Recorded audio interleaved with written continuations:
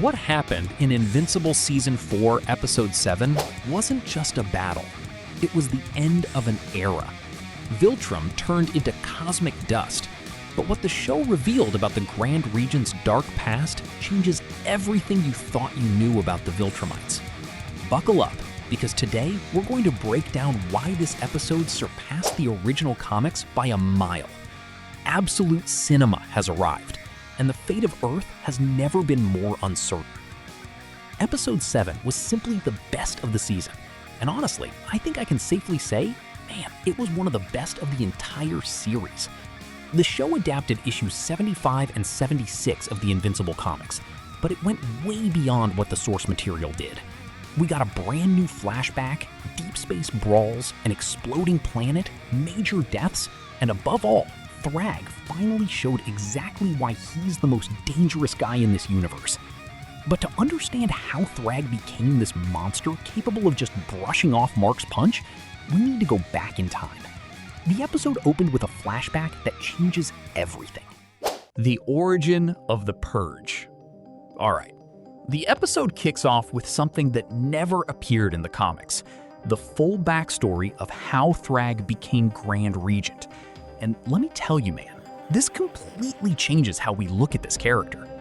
The scene opens on a planet dominated by the Viltrumite Empire, where slaves from a species called the Rolonians blew up a mining operation, for the third time that week. Then we see a meeting of the Viltrumite High Command, and dude, everyone's there. Emperor Argol, a young Thragg, and even Thaedus. Exactly, the Great Traitor was part of the upper echelon.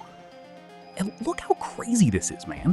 Thaedus was already different back then, right? He defended the rebels.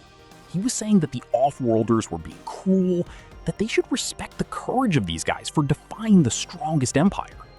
But did Thragg agree with Thaedus? Nope, guys. Quite the opposite. Argol agreed with Thragg and ordered the planet's population to be reduced by 25%. Messed up, right? If they kept resisting, they were to be exterminated. Thaedus tried to get Argol to change his mind, but the old man didn't care. And here's a detail I thought was genius. Thragg tells Argol that Thaedus changed after spending some time in the Lele Quadrant. Before that, man, Thaedus was the most brutal of all the Viltrumites. But after he came back, he started talking about mercy, about change, questioning Viltrumite customs. Guys, look at the parallel with Omni-Man. It's basically the exact same thing. Nolan was also a loyal Viltrumite until he went to Earth and completely changed. So it seems like leaving Viltrum is what makes these guys see things differently. Like it some way puts a little something in their hearts, right? Then comes the deciding moment, killing Thaedus. And what does Thragg do? He backs down. He hesitates. Thragg had the chance to finish Thaedus right there and did nothing. The result? Thaedus assassinated Emperor Argol that very same night.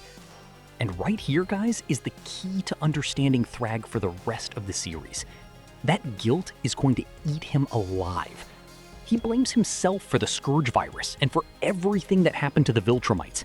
And that is why he becomes such a fanatic. And right away, we have the first major change. In the comics, the Purge is just a quick passing comment. In the show, they turned it into a psychological trauma that explains why Thragg is so obsessed with order. He isn't strong just to be strong. He's strong because he feels guilty. In the comics, the whole story of the Purge is told in a few panels. The show did it way better. In the comics, Thragg actively participates in the Purge and proves himself the strongest. In the show, he locks himself in the palace and watches from afar, giving a whole new dimension to the character. Thragg isn't a generic villain like so many others in fiction. No, man, he's a guy who failed to follow custom. He messed up by showing compassion, and he swore he would never make that same mistake again. And that is exactly what makes him so dangerous. Way too dangerous. After Argol's funeral, Thragg takes command as Grand Regent and gives his first order. What's the order? Every Viltrumite must find the weakness that allowed that treason to happen and eliminate it. It's the beginning of the Purge. And guys, what we saw there was brutal. Viltrumite against Viltrumite, adult against adult, kid against kid. Yeah, even the kids participated. And the show displayed all of this to the sound of a violin concerto, making the scene even more disturbing. It kind of reminds you of A Clockwork Orange. It had that vibe, mixing classical elegance with death. Surreal. It wasn't an action scene meant to hype you up. It was a scene meant to make you uncomfortable. And it did. You're supposed to understand where that sick culture comes from. In the comics, the Purge is mentioned a bunch of times, but we never see the details. Now, the show put it all on screen, man, holding nothing back to really mess with you. And you know what else? While the Viltrumites were slaughtering each other out there, Thragg was locked in the palace. He didn't join the killing. That's a shift from the comics, where he fights alongside them to prove his strength. In the show, he isolated himself, like a king dropping an order and hiding away. And when he finally steps out to end the Purge, after almost half the Viltrumites were already dead, he just goes out to clean up. We saw conquest in the middle of the massacre, both eyes and both arms fully intact, dying to keep fighting, completely bloodthirsty. They wanted to keep going. Thragg ordered them to stop. And you know why? Because if they kept going, they'd wipe everyone out. They had already lost nearly half their population. Notice how this pattern repeats at the end of the episode, you know? When Thragg spares Mark and Nolan using the exact same logic. There are too few of them left to keep killing. Then, after the Purge, Thragg swears loyalty to Argyl's skull and promises he won't fail again. That skull isn't just an accessory, it's a reminder, a constant 24/7 reminder that he messed up, that he was weak. That's why he carries it. And every time he looks at that skull, he renews his vow to never show mercy again. This explains everything about Thragg. He isn't evil by nature. He forced himself to be this way. And that, guys, is top-tier character development. Oh, a quick casting detail I thought was genius. Emperor Argyl is voiced by Frank Welker, the guy who voiced the original Megatron. And Thaedus is Peter Cullen, Optimus Prime. Meaning we got Megatron and Optimus Prime in the same episode, right? On opposite sides again. So awesome. Seriously, they just dropped that reference with zero fanfare. The past explained his fanaticism, but the present showed that the betrayal still stings. And while Thragg was isolating himself, Thaedus was moving pieces that not even Nolan saw coming. Just don't forget, smash that like button and subscribe to the channel. I truly appreciate it from the bottom of my heart. Gearing up for war. All right, cutting back to the present, Thaedus gathers the squad and lays out the plan. Kill Thragg while he's on Viltrum, with only a few allies. Without their leader, the remaining Viltrumites will just fight amongst themselves, right? Kind of like what happened after Argyl died. The plan makes sense, right? In theory, it does. But look at what I noticed, man. Thaedus says they can't leave any chance for the Viltrumite Empire to rebuild. And when Nolan reminds him that Mark and Oliver are half Viltrumite, Thaedus doesn't answer. Dead silence. Guys, that silence speaks volumes. Thaedus created the Scourge virus that killed billions of Viltrumites. Would he really have any second thoughts about going after Mark and Oliver once Thragg is out of the picture? The show builds this tension way better than the comics, where Thaedus is more straightforward and less ambiguous. Not here, man. He is almost as terrifying as Thragg himself, just in a different way. Both are scary, but differently. Thragg is brute force, Thaedus is calculated fanaticism. Before the battle, we got those lighter moments the show does so well. Like Alan trying to get everyone to eat those nasty little bugs. Canslock is his favorite food, and everyone passed. Tech Jacket gave it a shot, and actually liked it. Oliver said he wanted Paul's spaghetti, Debbie's boyfriend. Yeah, he already likes Paul enough to compliment his cooking. The kid's adapting, see? And Battle Beast with that insane line about his final meal being his own blood while choking to death after a legendary battle against a superior opponent. But the moment that really hit home was Nolan saying goodbye to his sons. He tries to tell them he loves them, but he can't finish the sentence. Oliver hugs him and says, "We know." And Mark, who spent the whole season pissed at his dad, smiles. He doesn't hug him, but he smiles. Man, that hit hard, guys. For anyone who knows how Nolan was raised, in an environment where talking about love was considered a weakness, this moment is absurdly powerful. Too powerful, if you really get it, you know? The guy can't say, "I love you," after nearly 1,000 years of living. He can't do it, but he's trying. He's making the effort. And that, guys, is proof that Debbie changed this guy. She changed this man. Heartwarming goodbyes aside, what came next was, without exaggeration, the greatest action sequence in the history of the show. Welcome to Hell on Viltrum. The Battle of Viltrum. I'm gonna be straight with you. This was the best action sequence in the entire Invincible series. There's no debate, man, hands down. The team arrives at Viltrum, passing through the ring of dead bodies orbiting the planet. Those are the Viltrumites who died from the Scourge virus, and the show used that detail to create one of the darkest entrances I've ever seen in animation. Nolan explains to Oliver that it was a constant reminder of the Viltrumites' weakness and failure.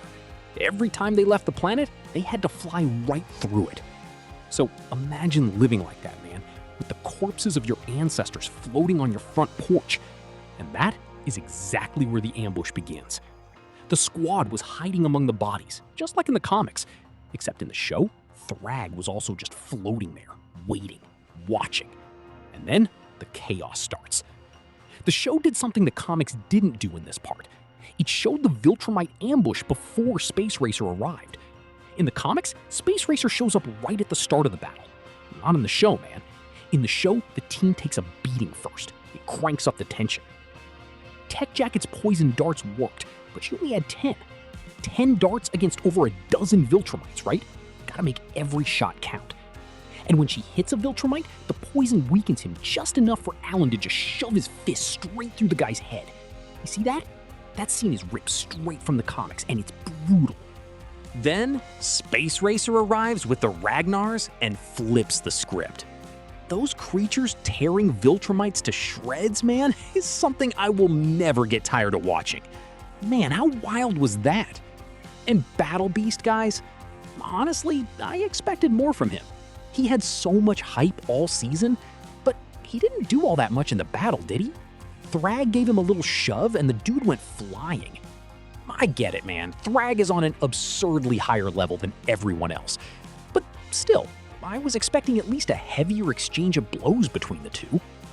Thragg versus everybody. Now let's talk about what really matters. Nolan tries to throw a punch at Thragg.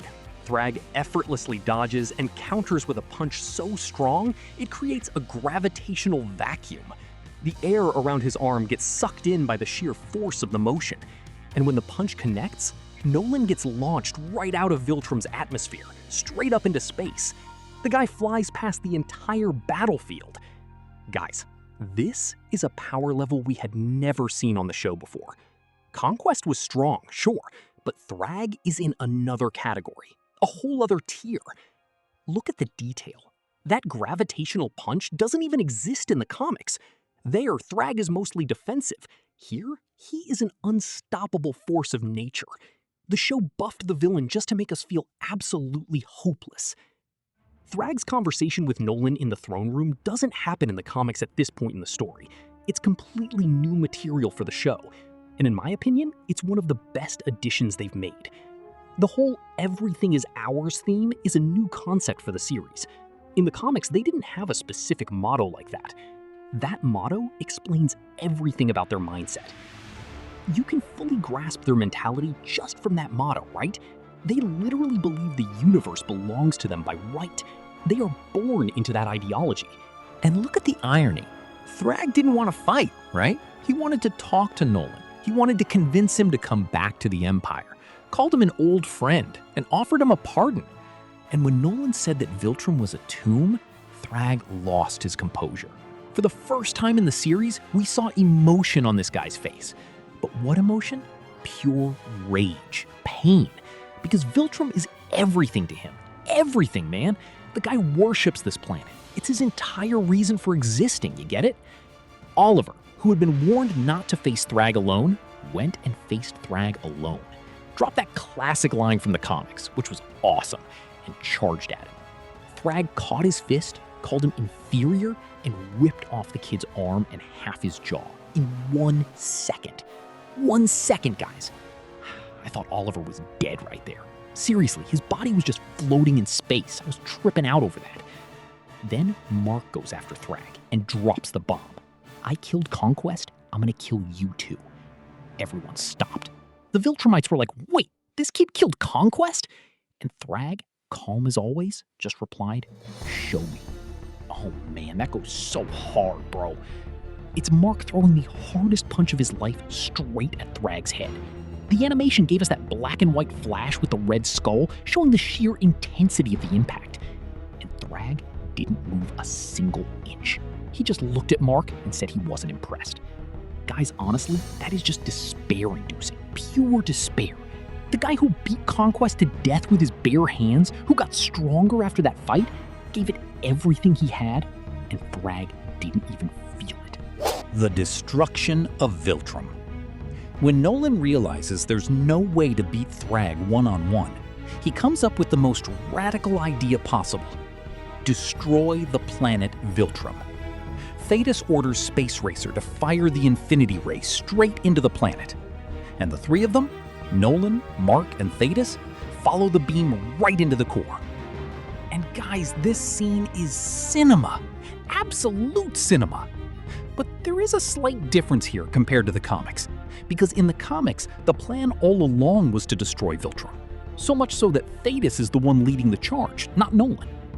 In the comics, the destruction of Viltrum is shown in like a top-down splash page. It's beautiful, but static. Not in the show.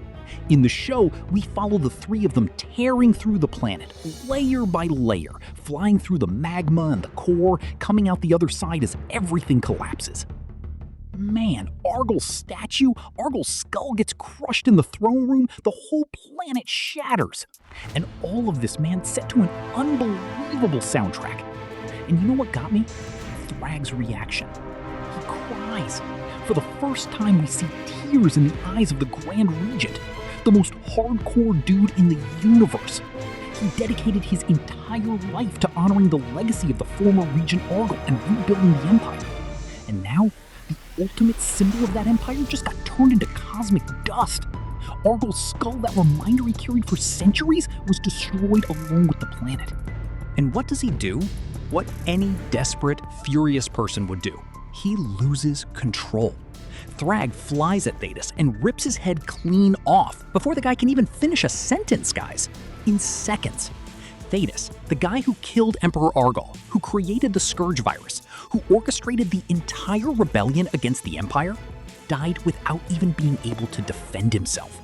And Thragg even crushes his skull and says, "Emperor Argyl, you are avenged." Look, he might have done some questionable things, but without him, the Viltrumite Empire would have conquered the entire galaxy. In the comics, the destruction of Viltrum is pulled off by the combined force of Nolan, Mark, and Thaedus flying straight through the planet. In the show, they used Space Racer's Infinity Ray to open up a path, which makes way more sense in terms of power scaling. It's also stated in the comics that the hero's main objective was to destroy Viltrum, not necessarily to defeat the Viltrumites. The coordination of the attack in the comics is handled by Thaedus, not Nolan. While the destruction of Viltrum in the comic is almost technical, coordinated by Thaedus, the show gave the emotional spotlight to Nolan. But the biggest irony wasn't the planet exploding, it was what Thragg did right after. Something that goes against everything he preached at the beginning of the episode. Thragg spares Invincible. So after killing Thaedus, Thragg goes after Nolan and Mark. Dude, they just get beat down. No debate. Thragg shoves his hand right through Nolan's stomach. Kind of like what Conquest did to Mark last season. And just as he's squeezing Mark's head, ready to pop his skull, he stops. He looks back, sees the destruction, sees the few Viltrumites left, and decides to let Mark go. But it isn't pity he's feeling. No, man, it's not pity, it's strategy. The Viltrumites are on the brink of extinction.